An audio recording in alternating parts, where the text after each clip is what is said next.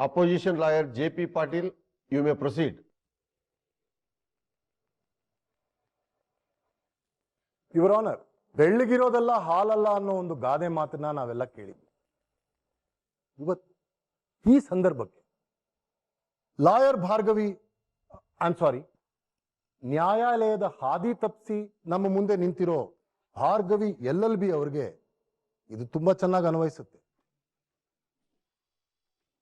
Your honour, ಇವ್ರು ನೋಡಕ್ಕೆ ಸಾಧಾರಣವಾಗಿದ್ರು ತುಂಬಾ ಚಾಲಾಕ. ಸಂಧ್ಯಾ ಅನ್ನೋ ಹುಡುಗಿಯ ಮೊಲೆಸ್ಟೇಷನ್ ಕೇಸ್ ಇಷ್ಟು ದೂರ ಮುಂದುವರಿಯಕ್ಕೆ ಮುಖ್ಯ ರೂವಾರಿ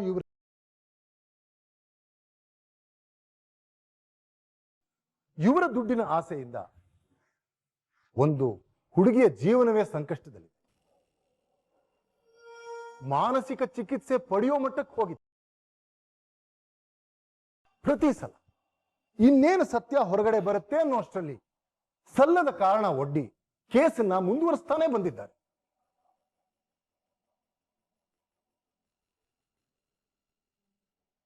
ಒಬ್ಬ ಪ್ರತಿಷ್ಠಿತ ವ್ಯಕ್ತಿಯಿಂದ ಅವರಿಗೆ ಬ್ಲಾಕ್ ಮೇಲ್ ಮಾಡಿ ಅವ್ರ ಹತ್ರ ದುಡ್ಡು ಹೊಡೆಯೋದು ಹೇಗೆ ಅಂತ ಭಾರ್ಗವಿ ಅವರನ್ನ ನೋಡಿದ್ರೆ ತಿಳ್ಕೋಬಹುದು.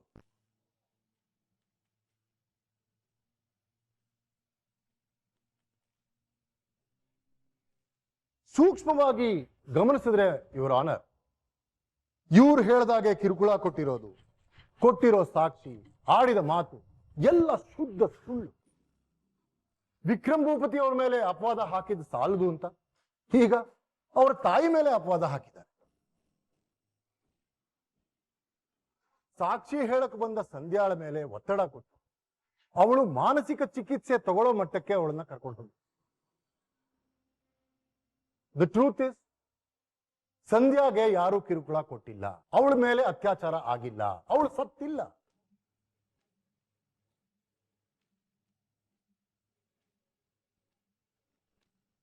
ಜೀವಂತವಾಗಿ ಬಂದು ನನಗೇನು ಆಗಿಲ್ಲ ಅಂತ ಅವಳೇ ಹೇಳಿದಾಗ ಈ ಕೇಸ್ ಯಾಕೆ ಮುಂದುವರಿಬೇಕು ಅಂತ ನನಗೆ ಅರ್ಥ ಆಗ್ತಾ ಇಲ್ಲ.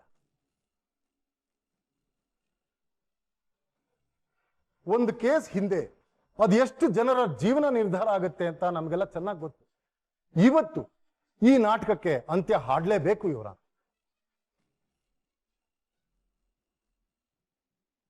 ತಿಳಿದೆ ಭಾರ್ಗವಿಗೆ ಸಪೋರ್ಟ್ ಮಾಡಿದ ಸಂಧ್ಯಾಗೆ ಹಾಗೂ ತಪ್ಪೇ ಮಾಡದೆ ನೋವನ್ನ ಅನುಭವಿಸಿದ್ದ ಗೃಹಿಣಿ ಸಿತಾರ ಅವ್ರಿಗೆ ನ್ಯಾಯ ಸಿಗಲೇಬೇಕು. ಇವರ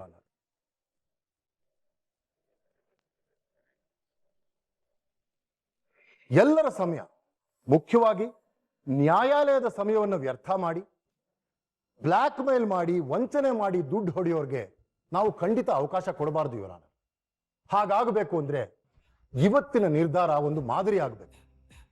the least I plead is lawyer Bhargavi ಅವರ ಬಾರ್ ಕೌನ್ಸಿಲ್ ಮೆಂಬರ್ಶಿಪ್ ನ ರದ್ದು ಮಾಡಬೇಕು ಅಂತ ಕೇಳ್ಕೊಂತಾ ಇದ್ದೀನಿ. That's all your honour.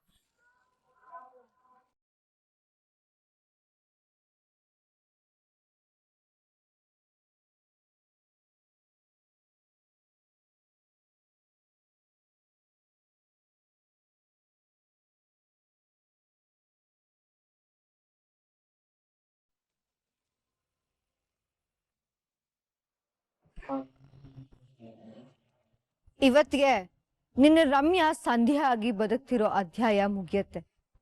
Court ತೀರ್ಪು ಕೊಟ್ಟ ಕೂಡ್ಲೆ ಇಬ್ರು ಕಣ್ಣು ಕಾಣಿಸ್ದೇ ಇರೋ ರೀತಿ ದೂರ ಹೋಗಿ ಸೆಟ್ಲ್ ಆಗಿ ಇಬ್ರು ವಾಪಸ್ ಬರೋದಾಗ್ಲಿ ಅಥವಾ ಈ ವಿಷಯ ಇಟ್ಕೊಂಡು ಬ್ಲಾಕ್ ಮೇಲ್ ಮಾಡಿ ದುಡ್ಡು ಇಸ್ಕೊಳೋದಾಗ್ಲಿ ಮಾಡಿದ್ರೆ ಪರಿಣಾಮ ನೆಟ್ಟಗಿರೋದಿಲ್ಲ. ಆಮೇಲೆ ಆ ಸಂಧ್ಯಾನ ಕಳ್ಸಿದ ಜಾಗಕ್ಕೆ ನಿನ್ನ ಮತ್ತೆ ನಿನ್ನ ರಮ್ಯಾನ ಕಳಿಸ್ಬೇಕಾಗತ್ತೆ. ಹುಷಾರ್. ಆ ಹುಡುಗಿ ಜಾಗಕ್ಕೆ ನಮ್ ರಮ್ಯಾ ಬಂದ್ರೆ ಕೈ ತುಂಬಾ ದುಡ್ಡು ಸಿಗುತ್ತೆ ಅನ್ನೋ ದುರಾಸೆನಲ್ಲಿ ಬಂದಿದ್ದೇನೋ ಸತ್ಯನೇ ಮೇಡಮ್. ಆದ್ರೆ ಬಂದ ಮೇಲೆ ಆ ಹುಡುಗಿ ಯಾಕೆ ಸತ್ತಿರ್ಬೋದು, ಹೇಗ್ ಸತ್ತಿರ್ಬೋದು ಅನ್ನೋ ಪ್ರಶ್ನೆ ಕಾಡ್ತಾನೆ ಇತ್ತು ಮೇಡಮ್. ಈಗ್ಲಾದ್ರೂ ಆ ಹುಡುಗಿ ಹೇಗ್ ಸತ್ಲು ಅಂತ ನಿಜ ಹೇಳಿ ಮೇಡಮ್. ಅದು ನಿನಗೆ ಬೇಡದಿರೋ ವಿಚಾರ. ಅದೇ ಕೆಲ್ಸಕ್ಕೆ ಅಂತಾನೆ ದುಡ್ಡು ತಗೊಂಡು ಆ ಹುಡುಗಿ ತರ ಆಕ್ಟ್ ಮಾಡಿದಳು ನಮ್ ರಮ್ಯಾ. ಅಂದಮೇಲೆ ಈ ವಿಷಯಕ್ಕೂ ನಮಗೆ ಸಂಬಂಧ ಇದೆ ಅಂತಾನೆ ಆಯ್ತಲ್ಲ ಮೇಡಮ್. ಏನ್ ನಿನ್ ಮಾತಿನ ಅರ್ಥ? ಹೋಗ್ಲಿ ಬಿಡಿ, ನೀವು ಹೇಳೋದಕ್ಕೆ ಇಷ್ಟೊಂದು ಪೇಚಾಡ್ತಿದ್ದೀರಾ ಅಂತಂದ ಮೇಲೆ ಸತ್ಯವಾದ ವಿಷಯ ತುಂಬಾ ಕಠೋರವಾಗಿದೆ ಅಂತಾನೆ ಅರ್ಥ. ತಗೊಳ್ಳಿ.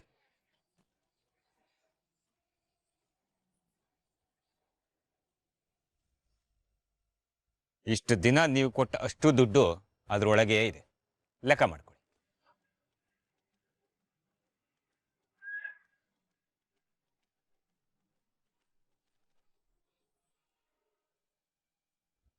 ದುಡ್ಡು ಯಾಕೆ ವಾಪಸ್ ಕೊಡ್ತಿದ್ಯಾ?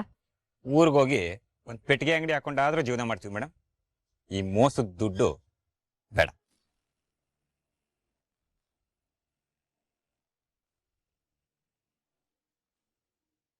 ಏಯ್, ಏನ್ ತಲೆ ಕೆಟ್ಟಿದ್ಯಾ? ಓ, ತಪ್ಪಿಸ್ಕೊಂಡ್ ಹೋಗೋ ಪ್ಲಾನಾ? ತಪ್ಪಿಸ್ಕೊಂಡ್ ಹೋದ್ರೆ ನಿಮಗ್ ಕತೆ ಏನಾಗತ್ತೆ ಅಂತ ಗೊತ್ತಿಲ್ಲ ನಿನ್ಗೆ. ನಮ್ಮ ಕತೆ ಚೆನ್ನಾಗೇ ಇರುತ್ತೆ ಮೇಡಮ್. ನಾನು ರಮ್ಯಾ ಎಲ್ಲೂ ತಲೆ ಮರೆಸ್ಕೊಳ್ಳಲ್ಲ. ನಮ್ಮೂರಲ್ಲೇ ಆಯಾಗ ಜೀವನ ಮಾಡಿ. ಆದರೆ ನಿಮ್ಮ ಕತೆ ಏನಾಗುತ್ತೋ ಗೊತ್ತಿಲ್ಲ. ನೀವು ಹುಷಾರಾಗಿರಿ. ನಾವ್ಯಾಕೆ ಹುಷಾರಾಗಿರ್ಬೇಕು? ಏನ್ ಹೇಳ್ತಿದ್ಯಾ ನೀನು? ನಾನು ಸ್ವಲ್ಪ ಹೊತ್ತಲ್ಲೇ ಎಲ್ಲ ಗೊತ್ತಾಗುತ್ತೆ. ಬರಲಾ?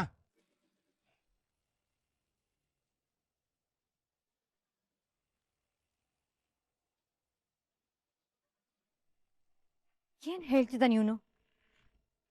ದುಡ್ಡು ಬೇರೆ ವಾಪಸ್ ಕೊಟ್ಟೋಗ್ತಿದ್ದಾನೆ. ಎಲ್ಲಾದ್ರೂ ಹೋಗಿ ಹಾಳಾಗ್ ಹೋಗು. ಸಂಧ್ಯಾ ಒಬ್ಳು ನೆಟ್ಟಿಗೆ ಮಾತಾಡಿದ್ರೆ ಸಾಕು. ಮಾತಾಡ್ತಾಳೆ. ಇವತ್ತು ಆ ಭಾರ್ಗವಿ ಜೈಲ್ ಸೇರೋದಂತೂ ಗ್ಯಾರಂಟಿ.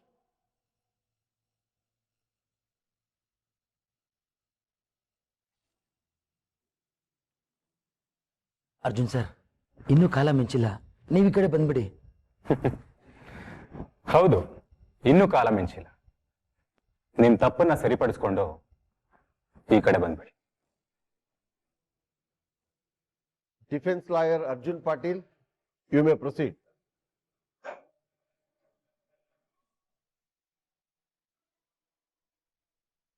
ಯುವರ್ ಆನರ್, ಮೊದಲಿಗೆ ಭಾರ್ಗವಿ ಅವ್ರನ್ನ ಆರೋಪಿ ಅಂತ ಕರೆಯೋದನ್ನ ಜೆಪಿ ಸರ್ ಮೊದಲು ನಿಲ್ಲಿಸ್ಬೇಕು.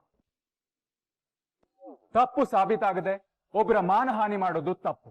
ಇದನ್ನ ನಾನ್ ಜೆಪಿ ಅವರಿಗೆ ನೆನ್ಪು ಮಾಡ್ಬೇಕಾಗಿಲ್ಲ ಅನ್ಕೋತೀನಿ. ಯುವರ್ ಆನರ್, ಈ ವಿಷಯನ ಇಲ್ಲಿ ಪ್ರಸ್ತಾಪ ಮಾಡೋದು ತಪ್ಪು. ಆದ್ರೂ ಮಾನವೀಯತೆಯ ದೃಷ್ಟಿಯಿಂದ ಹೇಳ್ತಾ ಇದೆ.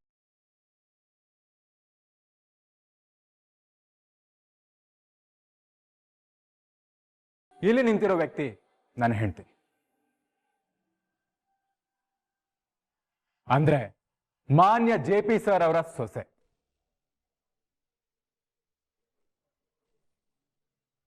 ಈ ಮೊದಲು ಭಾರ್ಗವಿ ಅವರು ಈ ಕೇಸ್ನ ತಗೊಂಡಿದ್ದೆ ಸಂಧ್ಯಾ ಅವ್ರಿಗೆ ನ್ಯಾಯ ಕೊಡಿಸು, ಆ ಬಡ ಹುಡುಗಿಯ ಮಾನ ಕಾಪಾಡು.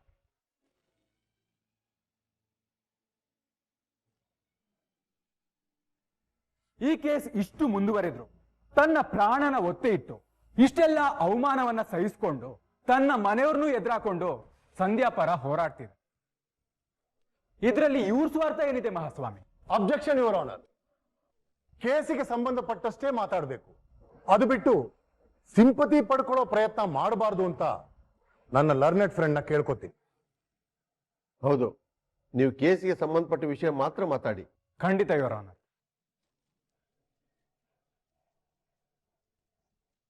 ಭಾರ್ಗವಿ ಅವರು ಈಗಾಗಲೇ ಕೊಟ್ಟಿರೋ ಸಾಕ್ಷಿಗಳ ಪ್ರಕಾರ ಸಿತಾರಾ ಅವರು ಹಾಗೂ ರೌಡಿ ಶಂಕರು ಇಬ್ರು ಸೇರಿ ಕೊಲೆ ಮಾಡಿದ್ದಾರೆ. ಅದ್ ಸಾಬೀತಾಗತ್ತೆ. ಆದ್ರೆ ಆ ಹುಡುಗಿನೇ ಜೀವಂತವಾಗಿ ವಾಪಸ್ ಬಂದಿದ್ದಾಳೆ.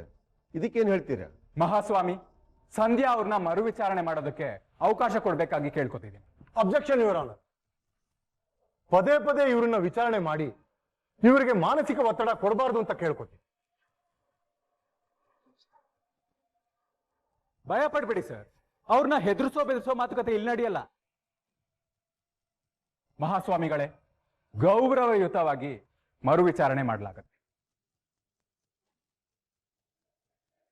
ಕೇಸ್ ಅಂದ್ಮೇಲೆ ವಿಚಾರಣೆ ನಡೀಲೇಬೇಕಲ್ಲ JP. Arjun, you may proceed.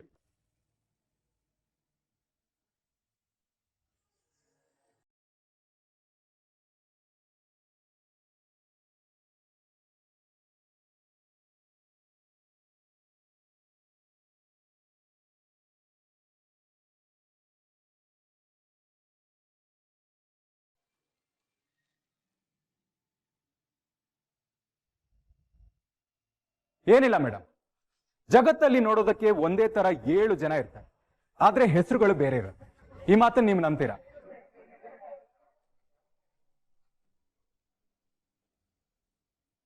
ನೀವು ಹಾಗೆಲ್ಲ ಮೋಸ ಮಾಡಲ್ಲ ಅಲ್ವಾ?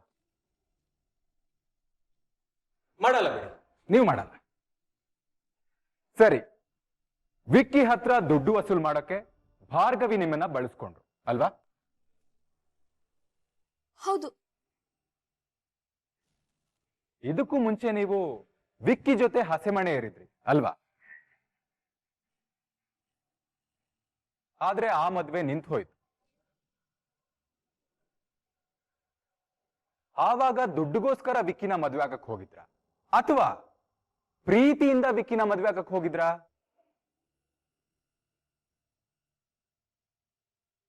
ದುಡ್ಡಿಗೆ.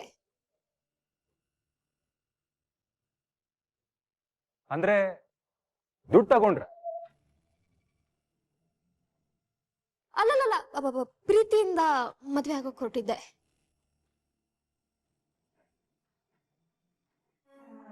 ಇದೇ ನಿಜ ಅಲ್ವಾ?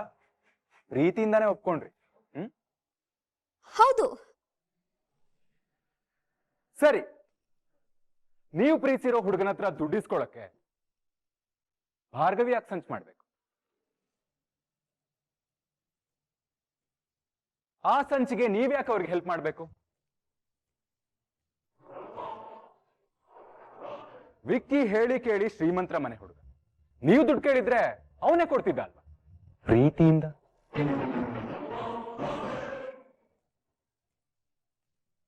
ನನಗೇನೋ ದುಡ್ಡಿನ ಆಸೆಯಿಂದ ನೀವೇ ವಿಕ್ಕಿನ ಟ್ರ್ಯಾಪ್ ಮಾಡಿದ್ರಿ ಅಂತ ಅನ್ಸ್ತಾ ಇದೆ. ಅದು ಮದ್ವೆ ಮುಗಿದ್ಮೇಲೆ ನಾನು ವಿಕ್ಕಿ ಬೇರೆ ಬೇರೆ ಆಗ್ಬಿಟ್ವಿ. ಅಂದ್ರೆ ಬ್ರೇಕಪ್ ಮಾಡ್ಕೊಂಡ್ರಿ ಅಲ್ವಾ? ಹೌದು.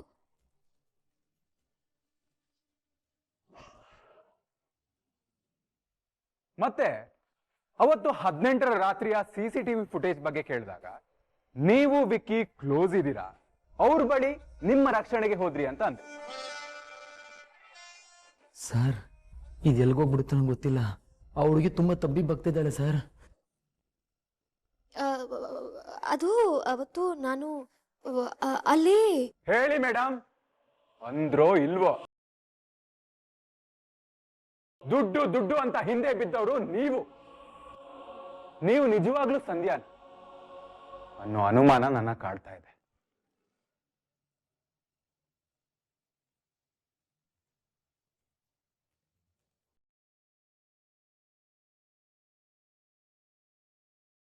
ಲೈಂಗಿಕ ಕಿರುಕುಳಕ್ಕೆ ಒಳಗಾಗಿ ಹೋರಾಡಿ ಕೊನೆಗೆ ಅತ್ಯಾಚಾರ ಆಗಿ ದೇಹದಲ್ಲಿ 10 ಕಡೆ ಚೂರಿ ಇರಿಸ್ಕೊಂಡು ಕೈ ಮೂಳೆ ಮುರಿದು ಅತ್ಯಾಚಾರದ ನೋವಲ್ಲಿ ನರಳಿ ನರಳಿ ಶವಾದವಳು ಸಂಧ್ಯಾ.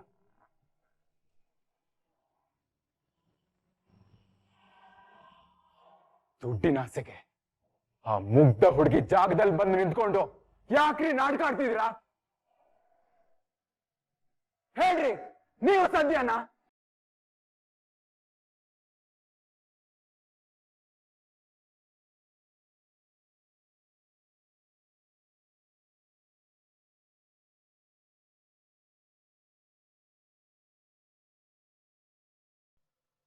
ಯುವರ್ ಆನರ್, ಡಿಫೆನ್ಸ್ ಲಾಯರ್ ಬೇಡವಾದ ಪ್ರಶ್ನೆಯನ್ನ ಸಂಧ್ಯಾ ಕೇಳಿ ಅವ್ರಿಗೆ ಹಿಂಸೆ ಕೊಟ್ಟಿದ್ದಾರೆ. ಸಾಕು ಸಾಕು.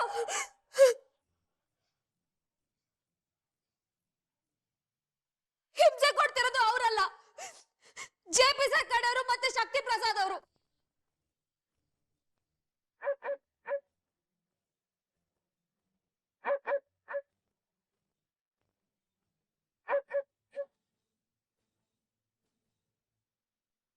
ಸಂಧ್ಯಾ? ಯಾರು ಸಂಧ್ಯಾ? ನಾನ್ ಸಂಧ್ಯಾ ಅಲ್ಲ, ನಾನ್ ರಮ್ಯಾ.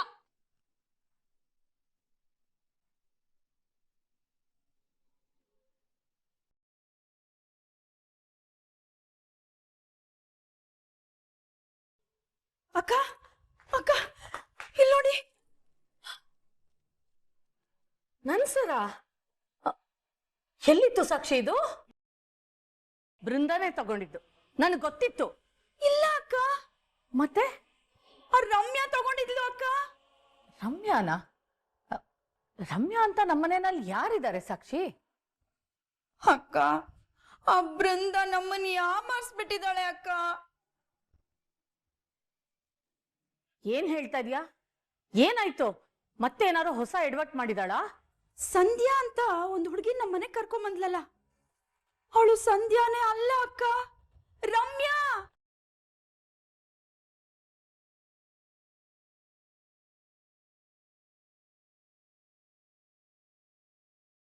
ಅಕ್ಕ ಇಲ್ಲಿ ನೋಡಿ, ಅವಳು ಬರ್ದಿದ್ದಾಳೆ ಅಕ್ಕ, ಬೃಂದ ನನಗೆ ದುಡ್ಡಿನ ಆಸೆ ತೋರಿಸಿ ನನ್ನ ಇಲ್ಲಿ ಕರ್ಕೊಂಬಂದ್ಲು ಅಂತ. ಅಷ್ಟೇ ಅಲ್ಲ ಅಕ್ಕ, ದುಡ್ಡು ಸಂಪಾದನೆ ಮಾಡಿದ್ ಸಾಕು, ಇನ್ಮೇಲಾದ್ರೂ ಮಾನ ಮರ್ಯಾದೆ ಗೌರವನ್ ಸಂಪಾದನೆ ಮಾಡಿ ಅಂತ ನಮ್ಗೆ ಈ ಆಳ್ಸೋ ತರ ಬರ್ದಿದ್ದಾಳೆ ಅಕ್ಕ. ಅಂದ್ರೆ ಆ ಬೃಂದ ನಮ್ಗೆ ಮೋಸ ಮಾಡಿ ಯಾಮಾರ್ಸ್ಬಿಟ್ಲಾ? ಇಷ್ಟು ದಿನ ನಮ್ಮ ಮನೆಯಲ್ಲಿ ಅವಳು ಮಹಾರಾಣಿ ತರ ಇದ್ದು ನಮ್ಮನ್ನ ಆಳಿನ ತರ ದುಡಿಸ್ಕೊಂಡ್ಲಾ? ಅವಳ ಬಗ್ಗೆ ನನಗೆ ಮೊದ್ಲಿಂದಾನು ನಂಬಿಕೆ ಬಂದಿರ್ಲಿಲ್ಲ. ಆದ್ರೆ ಅವಳು ಈ ತರ ನಮ್ಮನ್ನ ಬಕ್ರ ಮಾಡ್ತಾಳೆ ಅಂತ ನಾನು ಖಂಡಿತ ಅನ್ಕೊಂಡಿರ್ಲಿಲ್ಲ ಸಾಕ್ಷಿ. ಅವಳು ಇವತ್ತು ಬರ್ಲಿ ನಮ್ಮ ಮನೆಗೆ, ಸರಿಯಾಗಿ ಬೆಂಡೆತ್ತೀನಿ. ಹೌದು ಅಕ್ಕ, ಸಿಕ್ಕಿದ್ದೆ ಚಾನ್ಸು, ಬಿಡ್ಬೇಡಿ ಅವಳನ್ನ. ಈ ಮನೆಯಲ್ಲಿ ನಿಮ್ ಸ್ಥಾನ ಏನು ಅನ್ನೋದನ್ನ ಅವಳಿಗೆ ಗೊತ್ತು ಮಾಡಿಸಿ.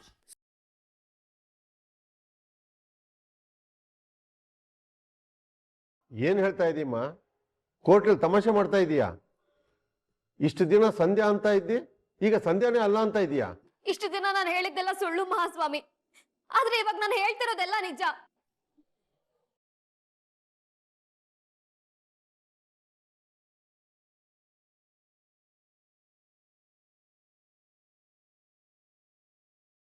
ನನ್ನ ಹೆಸರು ರಮ್ಯಾ.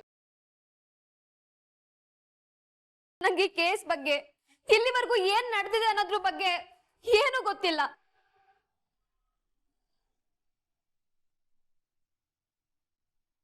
ನಾನ್ ನೋಡೋದಕ್ಕೆ ಸಂಧ್ಯಾ ತರಾನೇ ಇದ್ದೀನಿ ಅಂತ ನಾಟಕ ಮಾಡೋದಕ್ಕೆ ನನ್ನನ್ನು ಕರ್ಕೊಂಡ್ ಬಂದಿದ್ದಾರೆ. ದುಡ್ಡಿನ ಆಸೆಗೋಸ್ಕರ ನನ್ನ ಹತ್ರ ಸುಳ್ಳು ಸಾಕ್ಷಿ ಹೇಳ್ತಿದ್ರು.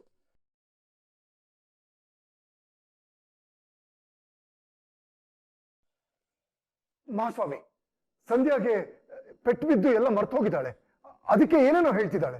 ಹೌದು ಸರ್, ನಾನ್ ಮರ್ತೋಗಿದ್ದೆ. ಅದ್ಯಾವ್ದೋ ಕೊಲೆನ್ ಮರ್ತಿರ್ಲಿಲ್ಲ, ನನ್ ಗುಣಗಳನ್ನ ಮರ್ತಿದ್ದೆ. ದುಡ್ಡಿಂದ ಎಲ್ಲ ಸಿಗುತ್ತೆ ಅನ್ಕೊಂಡು ಈ ಕೆಲ್ಸ ಮಾಡಕ್ ಒಪ್ಕೊಂಡೆ.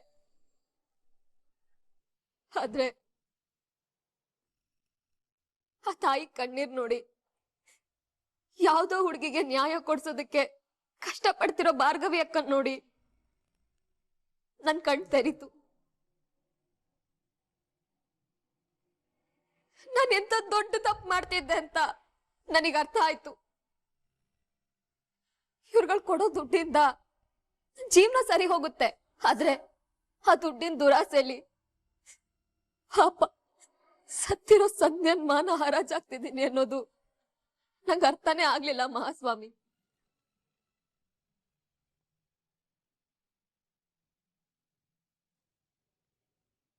ಒಂದ್ ಹುಡುಗಿಯಾಗಿ ಇನ್ನೊಂದು ಹುಡುಗಿಗಾಗಿರೋ ಅನ್ಯಾಯನ ನಾನು ಅರ್ಥ ಮಾಡ್ಕೋಬೇಕಿತ್ತು.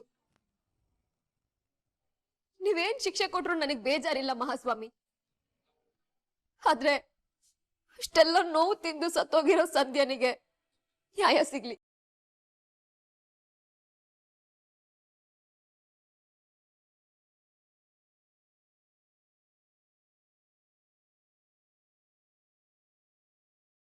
ಈ ಸತ್ಯ ಈಗಾಗ್ಲೇ ನಂಗೆ ತಿಳಿದಿತ್ತು ಯುವರ, ಆದ್ರೂ ಈಕೆ ಬಾಯಿಂದಾನೇ ಸತ್ಯನ ಹೊರಗಾಕೋದಕ್ಕೆ ಹೀಗೆಲ್ಲ ಮಾತಾಡ್ಬೇಕು.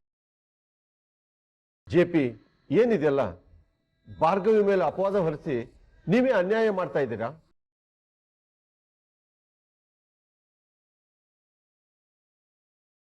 ಯುವರ್ ಆನರ್, ಇಲ್ಲಿ ಗಮನಿಸಬೇಕಾದ ಅಂಶ ಇನ್ನೊಂದಿದೆ.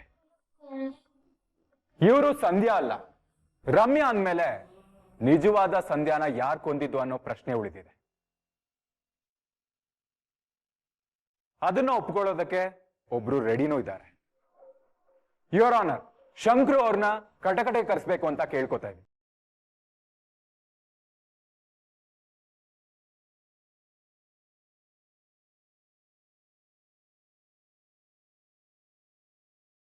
ಹೇಳಿ ಶಂಕ್ರು ಅವರೇ, ಏನ್ ಹೇಳಕ್ ಇಷ್ಟಪಡ್ತೀರ? ನನ್ನನ್ನು ಕ್ಷಮಿಸ್ಬಿಡಿ ಮಹಾಸ್ವಾಮಿ. ಸೀತಾರಾಮ ಹೇಳಿದ್ರು ಅಂತ ಆ ಹುಡುಗಿನ ಕೊಲ್ಲಕ್ ಹೋದೆ. ಅವಳನ್ನ ಅತ್ಯಾಚಾರನೂ ಮಾಡಿದೆ. ಅದಾದ್ಮೇಲೆ ಸೀತಾರಾಮ ನಾನು ಇಬ್ರು ಸೇರಿ ಸಂಧ್ಯಾನ ಚಾಕುಯಿಂದ ಚುಚ್ಚಿ ಕೊಂದ್ಬಿಟ್ಟ ಮಹಾಸ್ವಾಮಿ.